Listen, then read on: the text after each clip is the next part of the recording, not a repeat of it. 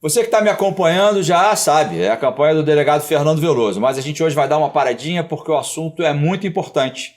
Eu tenho elencado como uma das minhas principais bandeiras fazer com que as pessoas, com o cidadão comum, com que o eleitor entenda a importância do sistema prisional para a sua vida.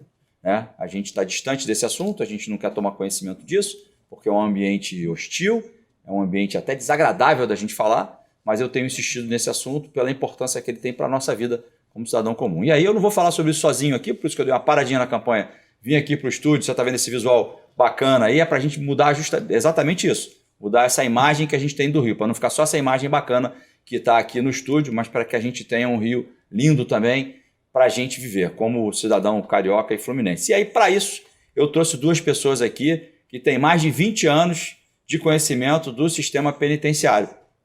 Eles são agentes de execução penal, e a gente vai entender o que quer dizer isso, agente de execução penal, e estão aqui comigo. Vou agradecer aqui a Eliane Engler, ou Engel, você chama como você achar melhor. Ela me disse que a família dela chama de Engler, mas a gente chama como a gente entendeu. O importante é que você saiba, que você fique atento ao que a Eliane vai passar para a gente. E o Vitor Leite, que assim como a Eliane, são agentes de execução penal. Então vamos partir direto para o assunto. Eliane e Vitor, obrigado por vocês estarem aqui. Começa explicando para a gente aqui quem é, o que faz o agente de execução penal. Com vocês. Primeiro, a gente agradece esse espaço, porque é muito importante a gente falar sobre o sistema penitenciário. É um assunto que está atrás dos muros, mas tem influência na vida de todos nós. O agente de execução penal, ele é o que antes era chamado de área técnica. São as pessoas que trabalham na reintegração social. São médicos, psicólogos, assistentes sociais, farmacêuticos, técnicos de laboratório, técnicos de enfermagem, técnicos de radiologia. É um pessoal que tem um trabalho especializado. É um pessoal que não trabalha na segurança. É a pessoa que trabalha na reintegração social.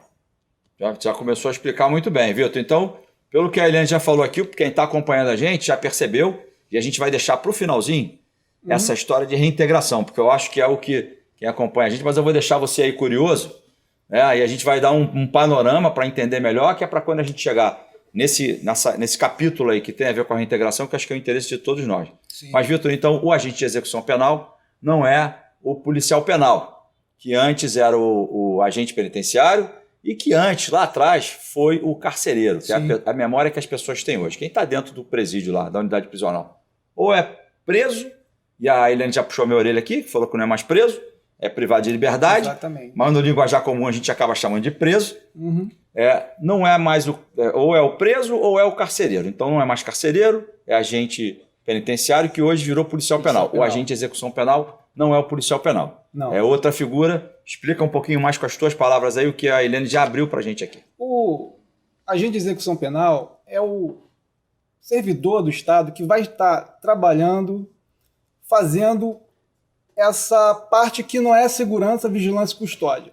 Lá dentro do sistema penitenciário, o sistema penitenciário é uma cidade. Tem educação, tem trabalho e tem que ter saúde também. Tem lixo produzido diariamente. Então isso tudo remonta à ideia de uma cidade. E nessa cidade temos que ter ali aquele profissional ligado à saúde, aquele profissional que vai estar ligado ao privado de liberdade, fazendo a reintegração desse privado de liberdade à sociedade, e, para isso, temos que ter aquele servidor especializado, como bem a Eliane falou, é aquele servidor que não está ali para fazer disciplinar o preso, o privado de liberdade, É aquele servidor que vai estar ali fazendo a entrada desse privado de liberdade, o retorno dele à sociedade, de uma forma diferente que entrou. É o que todos nós, enquanto cidadão carioca, queremos. Não pode ser de qualquer jeito. Então, Vitor, já feita essa preliminar, eu tenho certeza de que quem está acompanhando a gente aqui deve estar pensando assim, tudo bem, mas isso aí não está funcionando. Porque se estivesse funcionando, a gente não tinha o Rio e o Brasil da forma como tem. Exatamente. A gente já entendeu aqui, você ilustrou muito bem, tem os contornos de uma cidade. Aliás, só o complexo de Jericinó, né, é maior do que muita cidade pequena do interior aí, porque ali tem quase 30 mil, vou chamar de custodiados para não ficar nem com a Eliane nem do outro lado, ficar no meio do caminho. Tem 30 mil custodiados ali, né, e você tem que administrar, salvo engano, são 10 toneladas diárias de lixo que são geradas ali. Então é um processo complicado, mas o que interessa para quem está ouvindo a gente aqui é o seguinte, entra uma pessoa aí que cometeu um erro, que tem uma dívida com a justiça e tem que pagar essa dívida. Né? E aí quando entra, o cidadão normalmente pensa o seguinte, estou livre de problemas, porque aquela pessoa que podia me roubar, que podia me causar um mal, está fora de circulação, então enquanto estiver lá dentro, isso não me afeta mais. E a gente tem insistido, isso é uma das... porque por isso que a minha fala é tão enfática na campanha nesse sentido, por isso que eu quero ouvir de vocês aqui, que isso é uma leitura equivocada que o cidadão comum faz. Porque na realidade atinge sim, porque como eu tenho dito várias vezes, toda a cadeia tem duas portas, a de entrada e de saída. Então a gente já entendeu que tem duas grandes, além do preso, da figura do preso, tem duas figuras lá dentro, tem dois outros atores aí nesse negócio, que é o policial penal, que é aquele cara da força, que é o que faz a custódia, que faz a transferência, que é o que impõe uma ordem ali dentro daquele ambiente difícil. Né? Hoje a gente tem mais de 43 mil presos só no estado do Rio de Janeiro, então tem que ter um controle sobre isso, senão a gente perde a mão disso. E já tivemos exemplos há anos atrás no Brasil de que isso pode causar grandes problemas. Mas tem um outro aí, que acho que esse é o desconhecido das pessoas, e eu quero explorar esse aí, que é justamente o que vocês fazem, né? Que é o agente de execução penal. Você falou da saúde, você falou da educação, a gente sabe que lá dentro tem dezenas de escolas, tem mais de 26 ou 27 escolas que funcionam lá dentro, né, que falam, né, que encaminham essa questão da educação. Tem a saúde, você tem médicos, né, tem que ter, porque se acontece alguma coisa com essa pessoa que está privada de liberdade, o Estado, o poder público é responsável por ela, vai ter que arcar com esse custo, então é interesse do cidadão também, porque é do bolso dele que vai sair, né, porque é através dos impostos que isso é custodiado, que isso é garantido. Mas eu queria que a Eliane falasse um pouco do papel do serviço social, porque eu disse que isso não está funcionando, e eu queria já saber um pouco de vocês por que isso não funciona. Né? Porque isso está frustrando uma expectativa do cidadão. Porque se tem prisão, e se os presos entram, e as pessoas entram, elas não podem sair pior, não está funcionando. E aí vocês não negaram aqui essa minha afirmativa. Vamos começar a entender um pouco melhor por que não funciona. Por que o preso não sai pior do que ele entrou? Então, Fernando, antes de falar sobre isso, eu vou fazer só uma pequena observação no que você falou. Interessa ao cidadão saber o que acontece lá dentro, porque é o dinheiro dele que está investido, mas eu falo muito mais do que isso. Eu falo o seguinte, se você não tiver um trabalho especializado lá fora, essa pessoa ela tem que vir para a rua. Então, a gente teve, há um tempo atrás, um episódio muito triste no Hospital Souza Aguiar, e que o preso foi recapturado por pessoas da facção dele, e teve um tiroteio enorme. Foi resgatado. Foi resgatado, desculpe. Ele foi resgatado por pessoas da facção dele. E isso gerou um transtorno. Pessoas, trabalhadores que estavam ali esperando o atendimento, isso foi muito cedo, ficaram baleadas, pessoas tiveram que se esconder debaixo dos assentos, dos bancos. Então, as pessoas falam, tem que prender. Sim, a pessoa privada de liberdade, ela tem direito à saúde, como qualquer um tem, isso é previsto na Constituição. Mas eu vou muito além do que isso. Porque se você está num hospital público, esperando aquela vaga, ou do CISREG, ou uma vaga de emergência, você tem que estar disputando com uma pessoa privada de liberdade, porque o serviço lá dentro está deficiente. Bem lembrado. Muito então, bem lembrado. Quando acontece desses presos serem resgatados, isso gera um transtorno enorme. E fora a questão financeira. Você tirar uma pessoa de Jericinó para levar ela lá para o outro lado do Rio de Janeiro, para onde tem um serviço especializado que dentro do sistema não tem, isso gerou o quê? Custo. Ali teve combustível, ali teve pessoal da segurança. Você deslocou uma série de recursos, enquanto isso tudo tinha que estar lá dentro. Então, quando a gente pensa num sistema bem equipado, não é somente para a pessoa privada de liberdade, é para toda a sociedade. Muito bem. Disse Então, muito bem. isso é uma coisa assim que eu sempre faço essa observação quando a pessoa fala: mas eu pago meus impostos e estou numa fila enorme para conseguir uma vaga e eles lá dentro têm isso e eles não trabalharam ou não produziram. Algumas falas equivocadas dessa forma. E eu falo assim, que pena que lá dentro não tem um serviço bem especializado, bem equipado, para ele não disputar essa vaga com você aqui fora. Isso aí. Então, isso é uma coisa Bem que lembrado. eu sempre falo. Em relação à questão da reintegração social, eu penso o seguinte: qualquer pessoa, se ela fica 3, 4, 5, 6 anos sem fazer absolutamente nada Refém do ócio. do Como eu ócio, tenho dito. ela não pode ser uma pessoa melhor. Eu mesma, se eu ficar 5 anos sem produzir, sem ler, sem estudar e sem trabalhar, eu daqui a 5 anos eu não vou estar tão bem como se eu tiver em Deixa eu te produção. interromper só um pouquinho, porque você se usou como exemplo, mas eu acho que a gente pode usar todos nós como exemplo. A gente viu isso muito forte na pandemia. Sim. As Exatamente. pessoas adoeceram só de ficar dentro de casa, no sofá, com geladeira, com televisão, com a Com família. todo o conforto. Assim, não estava dentro de um espaço onde cabem 20, tinha 40 ou 50, e mesmo assim adoeceram. E ficaram 1 ano ou 2.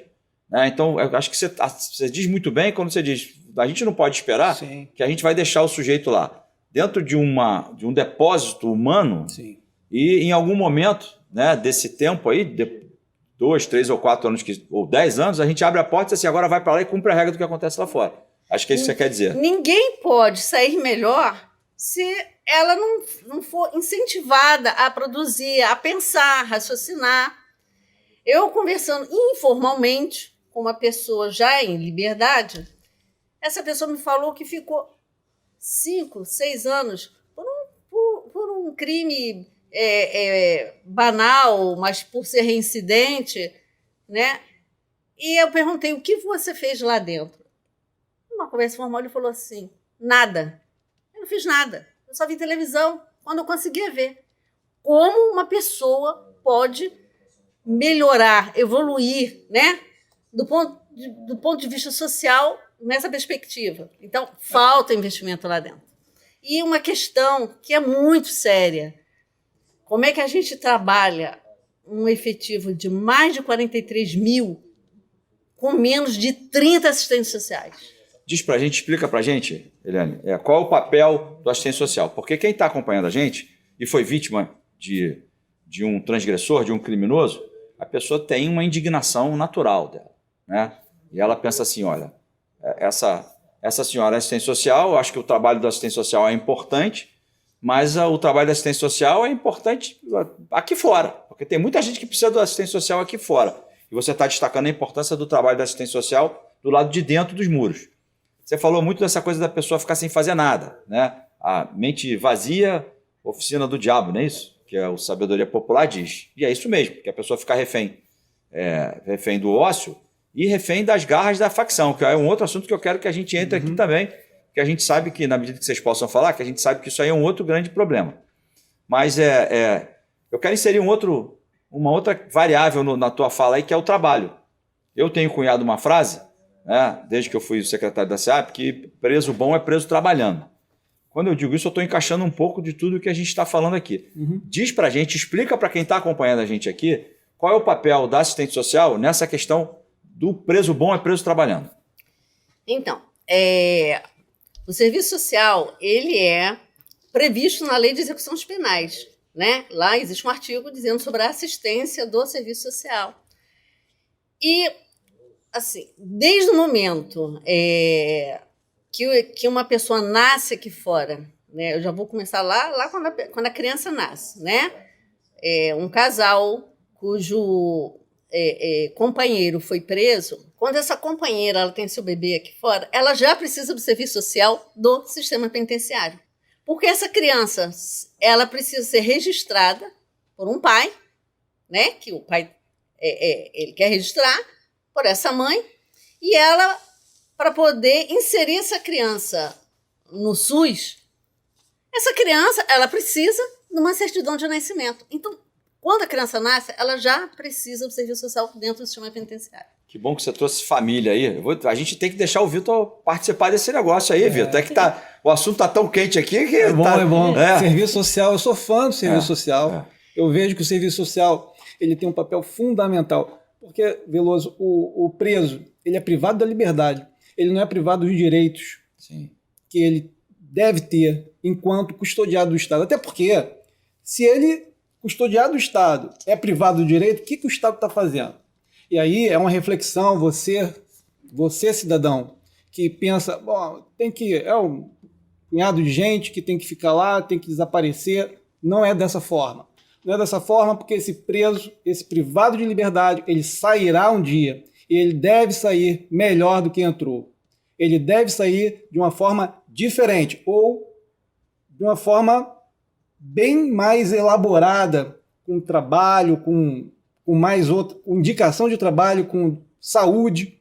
Afinal de contas, o sistema penitenciário ele tem ali algumas nuances assim de mazelas, porque quando o privado de liberdade, quando ele comete um crime, uma pessoa comete um crime, o juiz determina a prisão dessa pessoa, junto com ele vai estar ali também algumas mazelas do sistema. Tuberculose é uma delas. Covid, a gente viu o que aconteceu, né?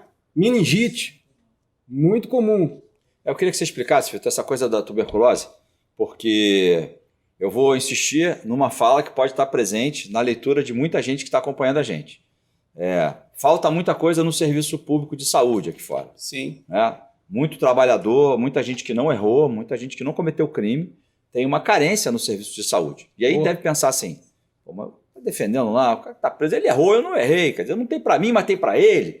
Né? E a gente precisa entender essa reflexão e explicar. No caso da tuberculose, você estava dizendo, a gente conversou rapidinho antes aqui, você estava dizendo que a tuberculose não respeita muro. Não respeita. Então, se você tem um sistema... Explica um pouco para a gente o que você passou para a gente aqui 2 minutos antes da gente começar a conversar. Tuberculose é uma doença que está com uma incidência muito alta dentro do sistema prisional. É uma doença que ela está devastando o Brasil, né? Ela tomou conta do Brasil, né? Uma incidência altíssima, e dentro do sistema penitenciário, simplesmente por causa do mecanismo de transmissão da tuberculose. A tuberculose ela tem muita facilidade de transmissibilidade do bacilo de uma pessoa para outra. E dentro do sistema penitenciário é um sistema fechado, tá? É um sistema que as pessoas têm, não tem ali o fator ali de saúde mínima. Ventilação, arejamento, né? O ar arejado ali. Não tem. É insalubre e a facilidade de transmissão da doença é muito grande. Quando um preso ele é diagnosticado de tuberculose, ele precisa ser tratado. E essa doença, ela dentro do sistema penitenciário, ela dá de braçada. Dá de braçada. Enquanto a gente não pensar, como a Eliane falou, ele tem o direito ali. Quando a doença traz esse aspecto de transmissibilidade, dentro do sistema penitenciário é um problema. Né? Porque esse problema pode vir atingir a gente aqui fora também. Exatamente. Uma quantidade enorme de pessoas vão visitar os presos. Essas pessoas, ela pode, a depender do tempo que fica naquela visita, ela pode carregar, sim, a bactéria para a sua família. A pessoa que vai visitar o agente de execução penal, o próprio policial penal, ou um sem número de prestadores de serviço, né? Porque para alimentar 43 mil pessoas, né, tem que entrar e sair muita gente. Muita gente. Então o sistema prisional ele é uma cidade, não é uma cidade cercada, né? E aí que eu digo que a bactéria ultrapassa os muros. A tuberculose, ela ultrapassa os limites de um complexo penitenciário, de uma unidade prisional. Ela não fica restrita ali porque eu estou presa também, negativo. Ela vai avançar a partir que encontra o organismo suscetível. Encontrou alojamento e ela vai embora. Então, a gente tem que se olhar para o sistema penitenciário sobre o prisma do seguinte: bom, o que acontece lá dentro impacta aqui fora. Impacta muito. Impacta muito. A Eliane falou aí da questão do resgate que houve lá no Souza Aguiar. Veja, é uma questão simples. Se em 1995, Veloso, nós tínhamos 1.200 servidores da área técnica, hoje agente de execução penal, para 14 mil privados de liberdade, hoje nós temos 330 servidores ativos para 53 mil. Esse negócio não fecha. Peraí, 330 para 43 mil. Então, peraí, gente. Essa conta não fecha. Peraí, que esse número a gente tem que... Então, a gente está levantando aqui o seguinte. A segurança pública que acontece nas ruas, lá fora, a segurança que o cidadão quer, que paga imposto para ter isso. Né? Ele está reclamando com razão que os anos passam, as décadas vão se sucedendo aí e a gente continua tendo os mesmos problemas. Diminui um pouco o homicídio, diminui um pouco o roubo, depois aumenta de novo. Enfim, a gente não muda de patamar. A gente continua sempre no mesmo patamar. E tem um negócio chamado ressocialização, que eu não gosto do nome, eu prefiro reintegração, por isso que mudei, inclusive, o nome da subsecretaria lá, para reintegração social, que eu acho que reintegração é mais próximo, é mais realizável. Reintegrar é uma coisa, ressocializar é outra. A pessoa pode estar até fora de compasso, mas ele está integrado à sociedade. E as pessoas que fazem isso são os agentes de execução penal. Hoje já tem uma... Vamos falar um pouco de regulamentação muito rápido aqui também, porque eu acho que é importante que as pessoas saibam disso. Você tinha 1.200 servidores para quantos presos? 14 mil. Para 14 mil presos. Hoje tem mais de 43 mil presos e você tem 300 e poucos servidores. Então você acha que a gente vai mudar o cenário da segurança pública dizendo para a polícia, prenda mais. E a polícia prendeu nos últimos 10 anos 350 mil pessoas, porque eu levantei esse dado lá no Instituto de Segurança Pública, os dados que estão lá. Isso é só mandado de prisão e auto de prisão em flagrante. Né? Não tem nem, os menores não estão nem incluídos nessa conta. Nos últimos 10 anos a gente prendeu 350 mil pessoas. E talvez tivesse que ter prendido outras 350 que escaparam, né? Que a polícia não pegou. Né? Então nos próximos 10 anos a gente vai prender lá de novo os outros 350 mil e vamos mandar lá para dentro.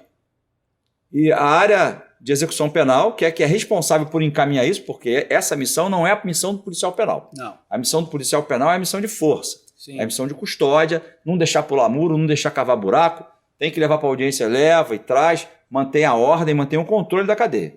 A missão dessa pessoa que entra lá, não sair pior, é de vocês. Sim. E esse quadro está minguando aí, está se esvaindo. Bom a gente falar isso, mas vamos pular um outro assunto agora, porque o tempo está correndo aqui e a gente tem que acelerar. Muito assunto. O Vitor falou da questão que ultrapassa os muros. Só fazer uma observação que quando saem todas aquelas pessoas das visitas, essas pessoas pegam os coletivos, os trens, os ônibus, que estamos todos nós. É dessas pessoas que eu quero falar. Helena, é dessas pessoas que eu quero falar. A gente tem 43 mil presos lá, nem todos são condenados. Né? Mas eu vou usar aqui a condenação. Né? Quem é do universo do direito sabe, a condenação não ultrapassa a pessoa do condenado. Não. Então, a mãe do pior preso do Brasil, né, se ela não cometeu alguma coisa, ela não pode ser condenada junto com o filho. O filho ou os filhos, principalmente os menores, do pior preso do Brasil, não pode ser condenado junto com eles. E a leitura que a gente tem do sistema penitenciário é que eles sofrem, né, indiretamente as penas da condenação. Porque eles não conseguem ter o tratamento. Se a gente está falando aqui de dar dignidade ao preso, de tratar ele como a lei manda e tal, né? Isso é um assunto que a gente tem que considerar. Mas o da família do cara, a família, a mãe não cometeu nada. E uma senhora de idade lá, chegar com 60, 70 anos, como a gente cansou de ver, né?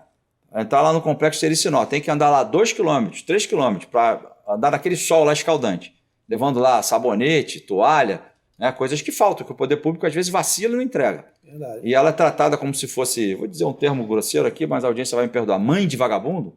Não, ela é mãe sim, ela é mãe do cara que está preso, está pagando. Como é que é a importância, Eliane, ou o papel que a área de execução penal desempenha para que isso não se, vamos dizer assim, não se reafirme? Porque essa missão não é também do policial penal. A missão do policial penal é estabelecer a ordem lá, é manter a ordem. Mas a missão para interagir com a família desse preso, eu queria que você falasse como é isso e no que para as pessoas entenderem a importância da gente ter um quadro tão minguado da execução penal. Né? Porque tem uma coisa para te dar a palavra. Quando a gente quer que esse preso volte, né, que ele não volte pior, tem um parceiro nessa história aí, que é a família. Sim. Se a gente desconecta a família, se a gente, por exemplo, demora um ano para dar a carteirinha para essa mãe visitar o cara lá, né, a gente está desconectando o contato dele com a família, que se tem uma coisa que ainda, né, não inventaram nada melhor para substituir a família. Né? E se tem alguém que pode conspirar a favor para tirar esse sujeito do mundo onde ele se enfiou, é a família. E o sistema ele conspira contra a família. Porque é uma dificuldade, é um ano para pegar a carteirinha. É uma burocracia danada, é uma dificuldade danada. Quando a gente faz isso, a gente, sistema, a gente está conspirando contra a própria segurança pública. Porque eu fui testemunha, dentro de unidade prisional, daquela área de visita lá, de aquele sujeito que está lá dentro, né, que tem que ser chamado de, como é que você falou? Privado de liberdade. Tá, mas o cara é criminoso. Ele é criminoso. Aos olhos da sociedade, ele é um criminoso. E aquele criminoso é valente, é peitudo, encarou a polícia, deu tiro na polícia, às vezes matou, estuprou e tal. Mas lá dentro, eu vi muita mãe dando cascudo nele. Dando cascudo. Dizendo, você envergonhou a família, a gente trabalhou a vida toda e agora eu passo por revista aqui. Eu sou humilhada para vir até aqui. E a mãe, a senhorinha lá, coitada, dava cascudo dele e ele segurava o cascudo e ficava na dele. Né? Então a importância da gente não cortar esses vínculos com a família, eu reputo isso de uma importância vital, porque o poder público não tem a competência para fazer isso sozinho. Né? E a família, nesse sentido, não pode ser afastada.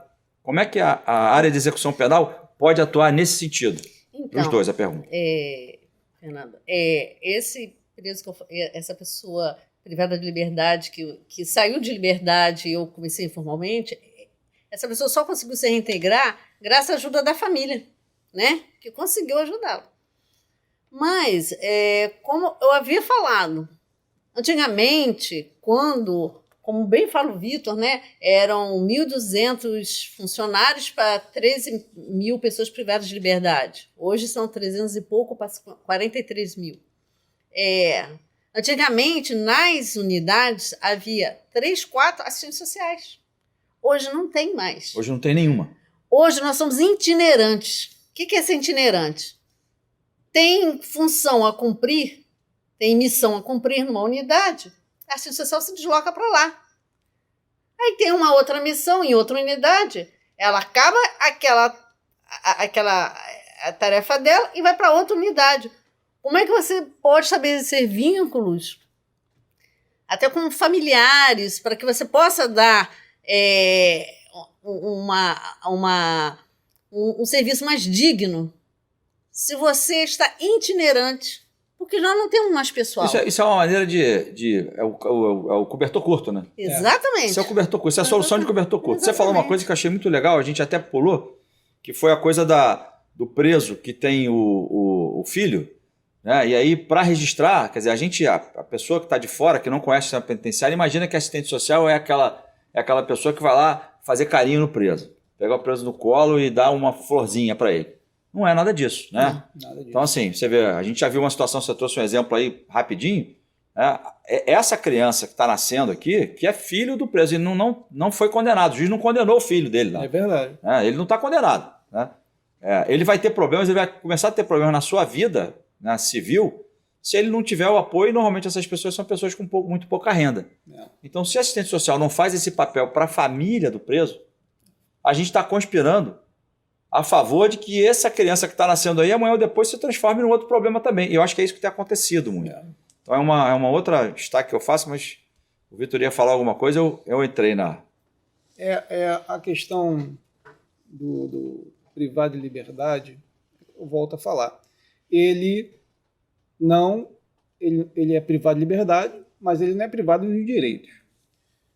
Quando a Eliane fala que faz serviço itinerante e tal, ela faz o serviço itinerante dela cumprindo aquilo que está determinado na lei de execução penal.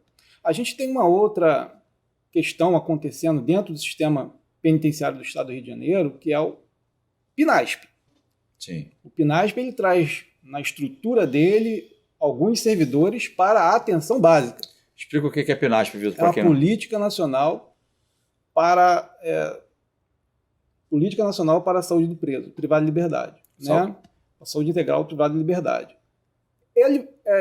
O PNASP vai cuidar da atenção básica desse privado de liberdade lá na unidade prisional. Tá? Ele vai fazer, essa política nacional vai fazer com que o privado de liberdade receba aquele tratamento adequado para aquelas mazelas que é muito comum lá dentro do sistema penitenciário. Por conta do município. Os municípios, essa política é direcionada para os municípios, onde ele entrega a unidade prisional, e nós aqui no estado do Rio de Janeiro temos 9 municípios, né? Temos a capital e mais 8 municípios com unidades prisionais, tá? Que somam ao todo 43 mil presos, um pouco mais. Essas unidades prisionais, juntamente com os municípios onde estão alocadas, essas unidades, elas são atribuição dos municípios tomar conta, né, ser ordenador da saúde daqueles munícipes, que afinal de contas o preso, o privado de liberdade, ele é munícipe, tá, daquela região. E aí, como fazer a questão acontecer? Com integração, com comunicação, isso tudo vai passar por um processo e nós vamos estar trabalhando junto ali, o agente de execução penal vai estar trabalhando junto com esses municípios, fazendo a roda girar. Vamos explicar melhor isso aí. Então a gente tem um recurso que vem do governo federal, Sim, através de um programa chamado PNASP. Esse recurso é repassado para as secretarias de Estado, para a Secretaria Estadual. sim, Ela repassa para as secretarias municipais de saúde, porque a saúde básica é atribuição do município. sim. Como você disse, a gente tem a capital e mais outros 8 municípios. A capital foi a última a firmar o PNASP. Quando eu assumi a secretaria, a capital não tinha isso, né? A gente teve que pedir a intervenção do governador Cláudio Castro para fazer com que esse processo andasse e a gente tivesse essa saúde básica atendida, porque a maioria dos presos estão na capital, não estão fora da capital. Sim, a maioria. Os outros 8 municípios já tinham isso.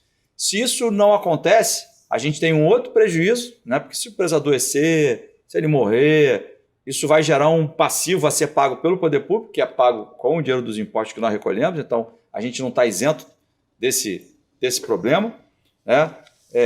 E isso não vai acontecer pelas mãos do policial penal. Não vai. Porque não é, de novo, trazendo de novo para ilustrar aqui, né, para as pessoas que não são do sistema, para elas entenderem. Essa não é uma atribuição do policial penal. Ele não tem que interagir com a questão do atendimento de saúde com o preso. Quem faz isso é o pessoal da área de execução penal. Então, acho que as pessoas já estão entendendo muito bem aqui que não existe sistema prisional sem policial penal e sem agente de execução penal. São 2 pilares aí. Um tem a força, tem o controle da vigilância, da custódia, da transferência e tudo que isso de controle da ordem. E o outro tem todas essas questões que não são do conhecimento das pessoas, mas é o que a gente quer fazer com uma conversa como essa aqui. Eu vou ter que encaminhar, a gente já começar para os finalmente, por conta do tempo que a gente programou aqui. A gente já falou, Eliane falou sobre a precariedade desse serviço. Eu queria que vocês falassem um pouco mais sobre isso e a gente falar também que há uma regulamentação, né, que está tratando, né, da valorização dessa categoria, o que é importante que a gente tenha com isso. Vou dar um panorama muito rapidinho sobre isso, porque as pessoas já estão entendendo a importância que o agente de execução penal tem para a sua vida fora dos mundos prisionais. Fala como é que está essa situação e o que está acontecendo. Muito importante nesse momento de regulamentação, de lei sendo criado pela agente de execução penal. Na sua passagem lá pela secretaria, nós conseguimos aprovar essa lei. É muito importante, fundamental importância que, a partir desse momento, nós consigamos fazer concurso público para poder diminuir essa diferença de 300 e poucos servidores para 43 mil presos, né? Isso vai dar melhor resposta do poder público para aquele privado de liberdade que, no final das contas, vai fechar com a sociedade ganhando. Isso que é o mais importante. A sociedade precisa entender que o privado de liberdade, o preso, quando ele é condenado, o privado de liberdade, ele não pode ser cerceado dos direitos. O que tem que acontecer é ele ser trabalhado ali para sair melhor, para sair de uma forma melhor do que entrou. Exatamente. A nossa categoria hoje, a gente agradece muito a você, Fernando, que a sua passagem lá fez um diferencial, e a gente, quer dizer, eu respeitosamente o apelidei de secretária da Inclusão, Sabia que ela não ia perder a oportunidade. porque nós fomos incluídos, né? E essa inclusão, quem ganhou foi a sociedade. Como o Vitor falou, como a gente vai trabalhar a vida de uma pessoa para que ela possa, durante o tempo que ela for cumprir a pena dela, o juiz determinou a pena, ele vai cumprir, mas como essa pessoa pode ser trabalhada para que ela possa evoluir enquanto pessoa. Então, esse trabalho especializado que a gente faz é um trabalho fundamental, porque a gente trabalha as questões subjetivas do sujeito e as questões objetivas também, né? Quando fala a questão do trabalho, a questão do estudo. E essa inclusão que você fez, Fernando, na época que você passou pela secretaria, para a gente foi fundamental. Que bom. Que bom. Deixa eu contar um caso muito rápido aqui para a gente, fazendo a minha fala já de encerramento, agradecendo muito a vocês. Não é fácil, né? Eu sei que não é fácil, eu sei que é um assunto delicado, é um assunto difícil, mas é um assunto importante, porque não é do interesse de uma categoria única, não é do interesse de um segmento, isso é do interesse de todo cidadão fluminense, na realidade de todo cidadão brasileiro. Enquanto a gente não mexer nesse pilar, a segurança não muda. Não adianta botar um tanque de guerra à disposição das polícias, não adianta botar uma aeronave com um míssil apontado para onde quer que seja, com um equipamento super potente, porque se a gente levar todos para o mesmo lugar e continuar fazendo a mesma coisa que a gente está fazendo sem o agente de execução penal, a gente não vai mudar esse cenário. E aí eu quero contar um caso muito rápido, e você que está me acompanhando, tem visto nas redes sociais aí, eu estou em campanha, dei uma parada aqui, porque o assunto é importantíssimo, eu queria muito tratar disso para explicar um pouco melhor com o conhecimento que esses dois especialistas trazem para a gente aqui, mas eu estava numa campanha, Vitor e Eliane, em Madureira, caminhando, e eu percebi que tinha um rapaz me olhando, né, assim, me fitando, e eu sou candidato a deputado federal, mas eu não deixei de ser delegado de polícia, né? E aí tem alguém me olhando na rua, a gente já fica, né, com o radar ligado, e em determinado momento ele veio falar comigo, e aí me disse assim, o senhor não está lembrando de mim não, né? Eu falei assim, não estou lembrando, eu sou daquela situação de Petrópolis. Sim. Que situação de Petrópolis? Eu fiquei imaginando, eu não fiz investigação nenhuma em Petrópolis, eu nem, te confesso que nem veio a primeira memória, não foi a da SEAP. Ele falou, não, que o senhor colocou os presos lá para trabalhar. Então ele se referia a uma situação em que a gente teve a notícia de que tinha muita doação sendo feita em fevereiro, quando aquela catástrofe, né, aconteceu em Petrópolis, e a gente via caminhões e caminhões, a própria SEAP, inclusive os servidores da SEAP fizeram uma arrecadação lá de alimentos e de roupas, a gente levou isso para lá num comboio, mas não tinha mão de obra para arrumar aquilo, para organizar aquilo. Então o pessoal entregava muito arroz, muito feijão, muita farinha, muito óleo, muita roupa, muito sapato, mas não tinha alguém para separar isso lá. E para isso ser distribuído para os centros que tinha lá, aquela situação difícil, até ninguém conseguia andar em Petrópolis naquela época, né? Tinha que ter gente, tinha que ter mão de obra para separar aquilo. E aí eu, através de um contato com o Rio Solidário, a primeira-dama fez um contato com a gente e a gente se mobilizou, graças ao apoio do juiz titular da VEP, Dr. Rubioli, autorizou e a gente mobilizou lá um grupo de presos, foram algumas dezenas, cerca de 40 presos, entre homens e mulheres, que começaram a fazer esse trabalho. Esse rapaz era um deles. Que legal. Tá e aí quando ele falou isso, eu estava na rua, distribuindo santinho, levando a mensagem do candidato, né, Fernando Veloso, e eu brinquei com ele e disse, mas você não está fugido não, né? E aí ele deu uma risada e falou assim, não, doutor, olha aqui, eu estou com a tornozeleira. Ele me mostrou a tornozeleira eletrônica. Eu disse, e o que você achou daquela experiência? Porque eu te confesso que eu não sabia nem o que eu dizer para ele. O que você achou daquela experiência?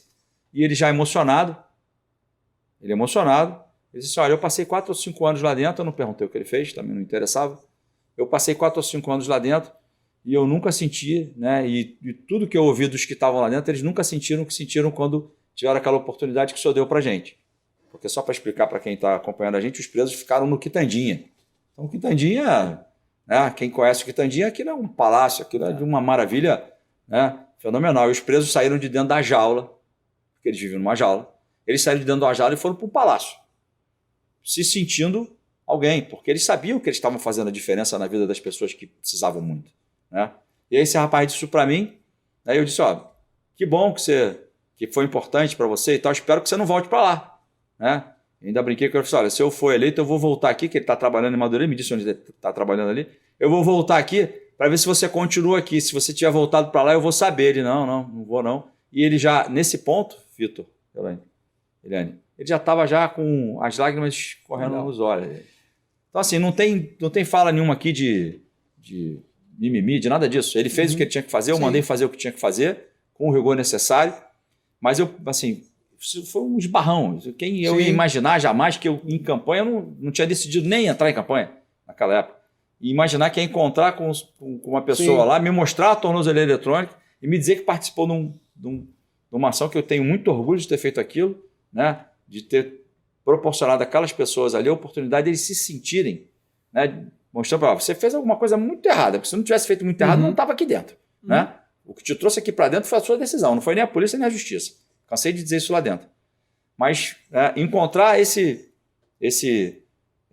ex-apenado, vamos dizer, ou apenado, mas vamos chamar o nome que é privado de liberdade, esse ex-privado de liberdade, eu tenho até que anotar aqui, esse ex-privado de liberdade, né, e numa situação como essa, me deu, assim, eu acho que isso é digno de registro, por isso que eu estou gastando uns minutinhos a mais aqui para contar isso para vocês e para quem acompanha a gente. Então, essa é a essência da reintegração social, do tá secretário da reintegração. Por quê? Se não houver essa reintegração, a gente não fez nada. E mais, doutor Veloso, toda essa proposta de reintegração social criada lá com a Lei 9627, que o senhor teve excelente participação, né? Tem a ver com reestruturação da carreira dos agentes de execução penal, tem a ver com plano de cargo, carreira e salários, que nós precisamos desses planos de cargo, carreira e salário, para as duas carreiras ali. Então isso tudo faz parte para que esse privado de liberdade ele saia melhor do que entrou. Isso é fundamental. Mas para que isso aconteça, não é com o policial penal, que é responsável por segurança, vigilância e custódia. É conosco. É comigo, com a Eliane, são com os médicos, são com os enfermeiros, radiologia, os técnicos, enfim. É uma parte que está ali dentro, fazendo o que o Estado precisa para custodiar o preso, o privado de liberdade. E isso precisa ser encarado de uma forma séria pelas autoridades. Precisa de concurso, precisa de plano de carreiras, porque senão a gente vai estar enxugando gelo. Correndo muito para não sair do lugar. Exatamente. Eliane, vamos fazer um minutinho para uma fala de encerramento tua para a gente ficando por aqui. Mais uma vez agradecendo essa oportunidade e dizendo o quanto que a sua passagem pela secretaria foi muito importante para a gente. Por isso que o apelido de secretária da Inclusão. E eu fico muito satisfeita de ver que o senhor continua batalhando nessa temática. E isso nos traz um conforto de que, atrás dos muros, nós não seremos esquecidos, todos nós. Porque o senhor está trazendo essa temática para a sociedade e isso é muito importante. Sim. Isso aí. Obrigado, gente. Você que acompanhou a gente até aqui, eu agradeço pela sua audiência. Acompanha na rede social, a gente vai falar mais sobre isso. Esse assunto tem muito mais para ser falado, só que o tempo aqui é curto. Né? E dizer isso, você que não entendia nada do sistema prisional, você que achava que aquilo lá era um depósito humano, que tinha um carcereiro lá dentro nada mais, você já sabe hoje que não é bem assim. Tem um policial penal que desempenha um papel importantíssimo, que é quem tem que manter a ordem lá dentro, né? Que tem uma dinâmica muito difícil, não é qualquer um que consegue ser policial penal, né? É a única polícia que está dentro dos muros, mas tem um outro ator importante lá, que é o agente de execução penal. Essas pessoas precisam ser reconhecidas, o trabalho que eles desempenham precisa ser, ter as condições necessárias, porque se não tiver, se eles falharem na missão que eles têm que cumprir, a gente vai sofrer aqui fora. É isso aí, você que está me acompanhando já sabe, eu estou me propondo a ser o seu deputado federal lá na Câmara, então eu peço para você divulgar esse vídeo, divulgar as informações que a gente passa aqui para os seus amigos, porque a gente precisa multiplicar. Temos alguns dias só para a eleição, estamos já chegando aí no domingo, uma decisão importante que todos nós temos que tomar, né, na escolha dos nossos representantes, e ela vai impactar pelos próximos 4 anos. É isso aí, gente. Amém. Fica com Deus. Obrigado. Obrigado a todos. Obrigado, doutor. Obrigada.